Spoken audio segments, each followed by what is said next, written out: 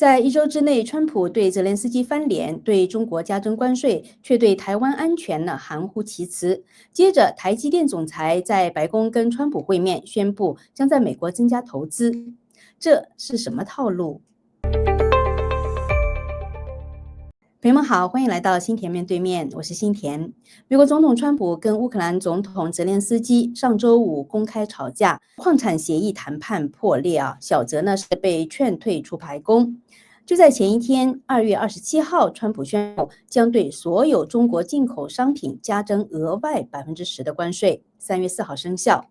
不过呢，在26号的首次内阁会议上，川普却对台湾安全问题说：“我不评论。”转而喊话中国到美国来投资。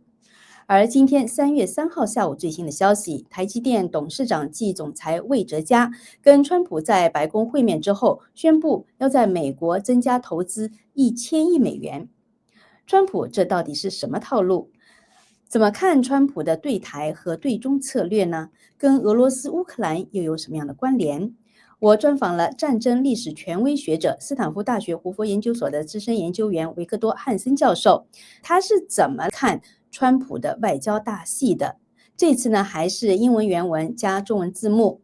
喜欢听原汁原味汉森教授采访的朋友们啊，赶快先点个赞吧！看的过程中间呢，也欢迎您留言分享一下您是否认同教授的分析。那如果还是不太熟悉汉森教授的朋友啊，不妨就先看下去，再决定您要不要点赞。这几天呢，增加的订阅是比较多啊，辛恬非常开心，也希望这次的内容啊，也让您喜欢。那么在今天节目最后啊，我还有一个重大的一个发布，请大家一直看到最后，好不好？那现在呢，我们就一起来听听汉森教授的解密吧。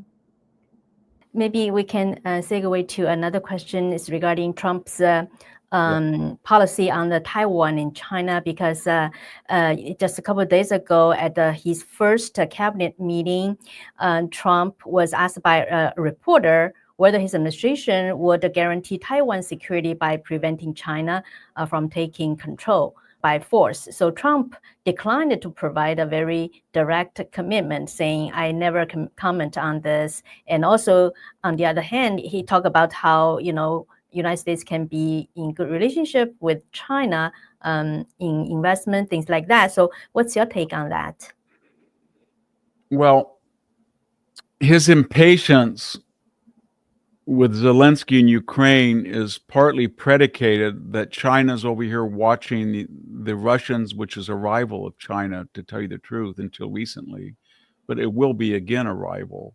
And then Ukraine and Europe and the United States, and they're killing each other. The Chinese enjoy that. It weakens all of its potential adversaries, the Americans, the Europeans, Putin. So the second thing is Donald Trump knows that, so he wants to break up the alliance with Russia and China and do what Henry Kissinger did, play Russia off against China. And to enable to do that, he has to have a ceasefire, and Zelensky doesn't understand that. The second thing that is a difference is Donald Trump is very frustrated with the Europeans. They have a bigger population than the United States and the European Union. Their GDP is about 70% of ours, but they do not spend money on munitions. That's not true if you look at the area around Taiwan in the Pacific. Japan is arming to the teeth. It'll be up to 3 or 4% GDP. South Korea is beginning to rearm.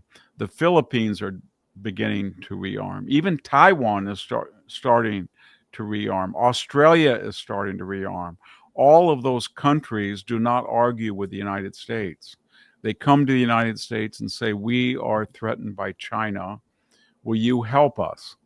And then Trump says to them, if you rearm, I'll help you. And that's what and they are. So Taiwan, in some ways, is in a much better position than Ukraine for a variety of reasons. Its allies in the region are much more reliable and formidable than Ukraine's. Number two, they have 90 miles of water between them and China. And number three, the Chinese have seen that when a superpower moves on a inferior power, it's not as easy as everybody thinks it is. And Russia's probably lost 1 million dead, wounded. So China is looking at all this, and the United States wants to pivot over there and remind the Chinese that between the United States and its allies, they could do a lot of damage to China if it tries to invade Taiwan. So when Trump kind of shift the focus to the question to like how it can do still keep a good relationship with China despite imposing the tariff, and he said that we want the Chinese to come in and invest. So what's your take on this? Well, everybody says he wants to slap tariffs, but what he's basically doing is he scans the horizon and he looks at which countries have a trade surplus with the United States. So Canada has a $50 billion trade surplus. Mexico has $178 billion. Europe in general has $300 billion. Germany individually has $80 billion. China has about $280 billion. And the second question he asks is, to what degree are these surpluses a result not of their greater productivity or efficiency, but because of asymmetrical tariffs? And i.e., Canada has about 5 to 6% tariffs on the United States products. We have about 2 on Canada. Mexico has 7 or 8. We have almost none on Mexico. They look at Europe. We have 2%. They have 5%. They look at China. China disguises their tariffs, but it's very asymmetrical. And so then Donald Trump says, I want it evened out. You can even it out in a lot of different ways. You can invest over here, or you can have whatever tariff we have on you, you have the same. If you have 0, we'll have 0. And all he's asking, it's not really a question of tariffs, it's a question of reciprocity. His attitude on all these issues is, you just do to us the way we do to you. You send a Chinese spy balloon over here, we didn't do that to you. You have 350,000 students over here, about 2%, probably 3,000 or 4,000 are spies. We don't do that to you. You threaten Taiwan all the time. We're not threatening anybody. So he wants reciprocity, and I think China knows that. China knows what they're doing. They're trying to weaken the United States in its own backyard. And the way the Chinese think, the communist Chinese, is, well, America has allies in our backyard in Japan, South Korea, and Australia, and Taiwan. So we're going to go into Venezuela, Colombia, Panama, and we're going to have Belt and Road initiatives. We're going to try to take over the de facto, we'll have the entrance and the exit to the Panama Canal, and that's their plan. And Trump is the first president to say, we're not going to let you do that. So we'll see how it works out. Talk about the tariff. It seems Trump is using tariff as a kind of negotiation tool. But do you think in the maybe midterm or long run, he really wants to use the tariff instead of imposing the income tax? Yes. You think yeah, so? So he uses the tariffs really. Donald Trump does not go to a country that has 0 tariffs and is even with us on trade and say, I'm going to put a tariff on you. He never has. He goes to countries that have surpluses with us because they're cheating and they have then he says, I want a tariff. And then he says the next thing, the income tax was passed in 1913, a little over 100 years ago.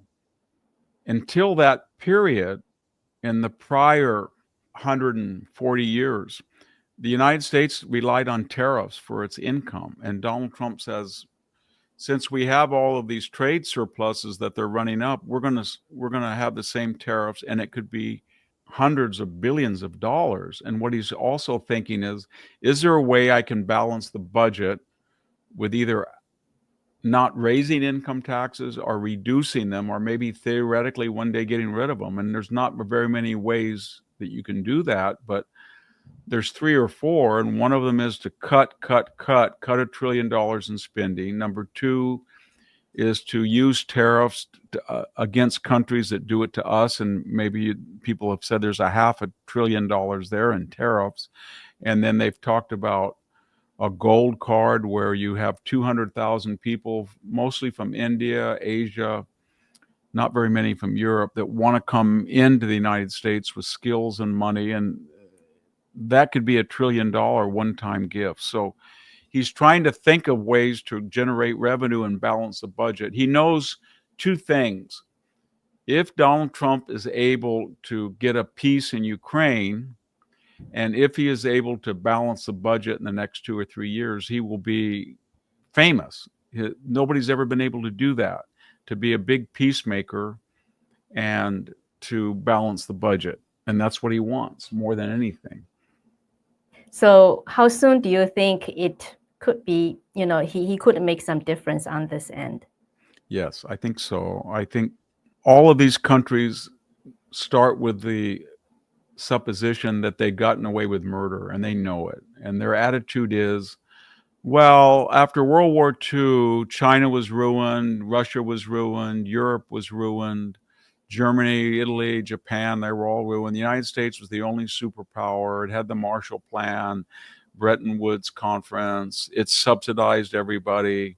So it's all got all this money, and we deserve to have tariffs on it, and they can't have tariffs on us. And Trump is saying that's then, this is now. We're 36 trillion in debt.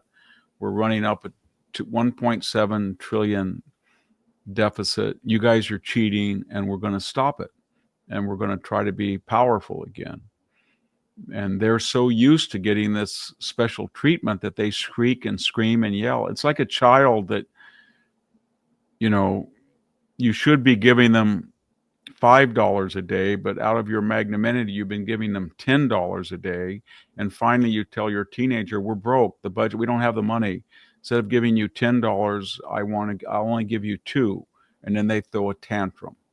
How dare you do this? Well, that's what Europe is doing, and that's what the other countries are doing. I think China will be a little different, though, because deep down inside, they know that they're stealing technology from the United States. They're surveilling American citizens.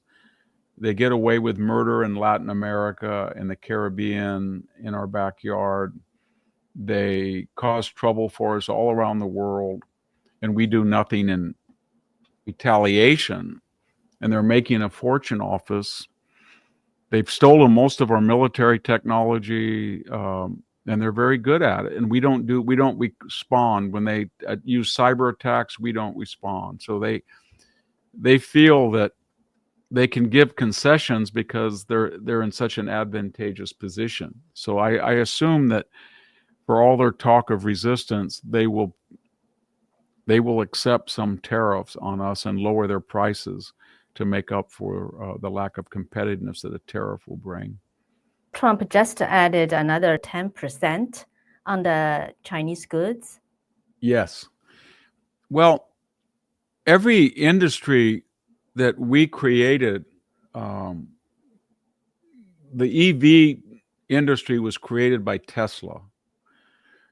The solar panel industry was created by the United States. But on all of these new emerging technologies, AI, cyber security, biotechnology, hypersonics, drones, lasers, all of them, cryptocurrencies, you can see where they originated. They originated between San Francisco and San Jose, for the most part, in Silicon Valley. China knows what it's doing. It has so many people here, and it has so many sophisticated ways of appropriating that technology, and then they take it back to China, and they've had so many brilliantly trained people in the West that now they're able to take the technology and refine it and make cheaper products and destroy the people's products who invented it. So Trump is trying to say to the Chinese, I know what you're doing. You're taking our research and development and our technology, and then you are deliberately creating targeted industries to take away our market share. And you do it by subsidizing these private public concerns and selling even things at below the cost of production just to get market. And so we're going to have to stop that. And the only way you can stop it is a tariff short of war. But the Chinese know what they're doing. They're dumping their product below they manipulate their currency. They violate patent and copyright laws, and they know that. And they feel that they've gotten away with it so long that it's their birthright to do that. I think everybody has to see the problem that this is a counter-revolution, but the revolution was started abroad.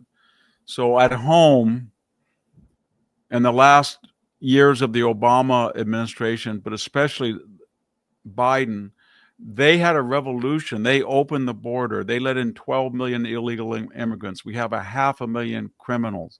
They invented a third sex, a transgendered sex. They had the critical race theory, the woke, the DEI. They hollowed out the military. So then Trump comes in and says, I'm not a revolutionary. I just want to go back to where we were. I don't want to spend $6 trillion a year we don't have. I want crime and punishment for crimes. I want to develop fossil fuels.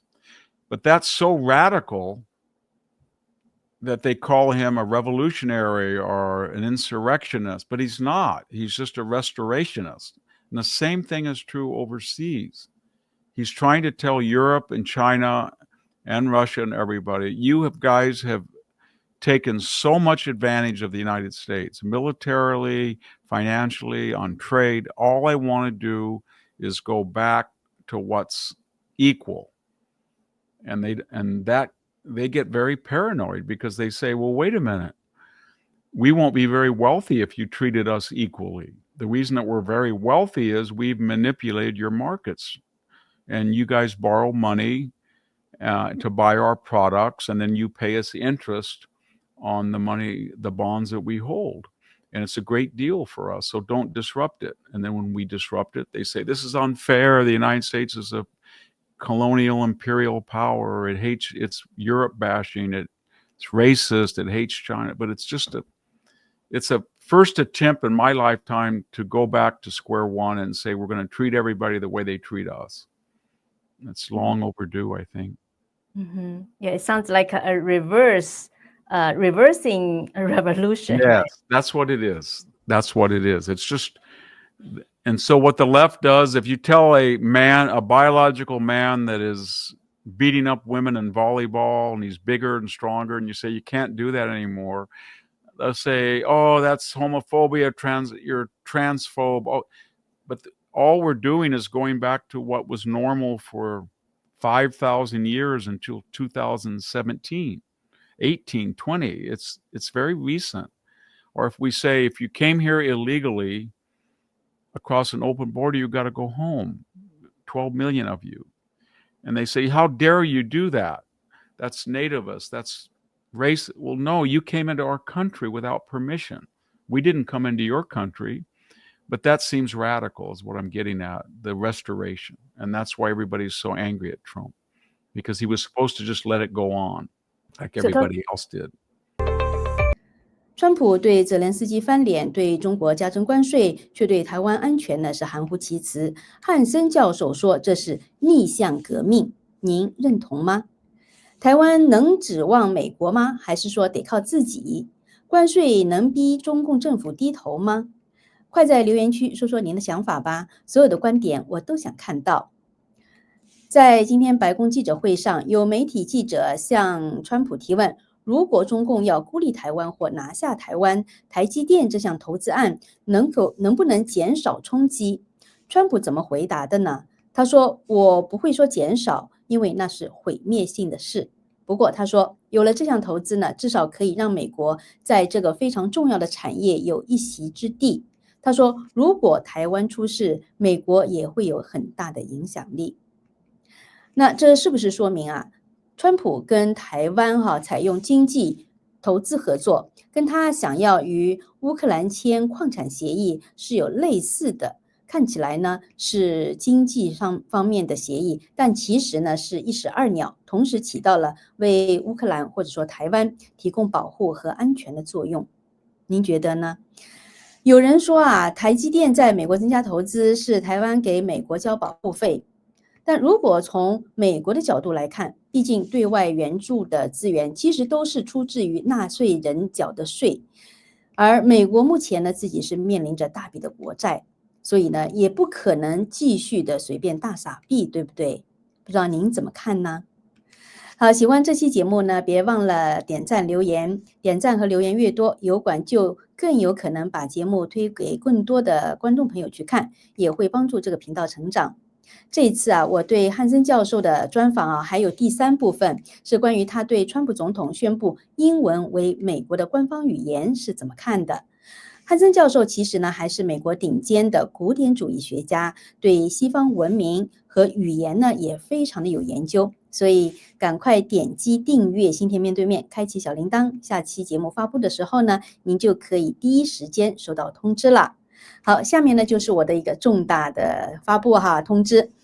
在前一个周末的直播节目里呢，我有提到想要去台湾旅游，好多位朋友都非常鼓励啊。现在呢已经跟方伟商量好了，我会在4月份参加希望之旅的台湾人文环岛游，8天7夜的深度体验，从繁华的台北到风光旖旎的垦丁，探访10多个经典地标，包括野柳的奇岩怪石、十分的起伏天灯、日月潭的湖光山色、台南的古韵美食，还有阿里山的云海日出。听起来是不是很不错呀？在这里呢，我邀请有兴趣同行的朋友啊，赶快报名。4月8号到15号，它是精致小团不超过15人。他们一直在做，已经做了1年多了，反馈都是非常的好。那我们会一起漫步宝岛，感受它的自然之美、人文之韵和温暖的人情。无论是想放松身心，还是说想追寻文化故事，享受各种美食，相信这趟旅程呢是会让我们不虚此行。好，感兴趣的朋友呢，点击节目描述栏的希望之旅网站去报名，或者拨打他们的热线855-955-5227 855-955-5227啊。那就说是听新田推荐来的，到时候呢，我会有精美小礼物送给您。好，很期待跟您一起同游台湾。好，今天的新田面对面节目就到这里了，我们下次节目再见喽，拜拜。订阅新田面对面频道，并打开小铃铛，这样就不会错过最新的视频节目了。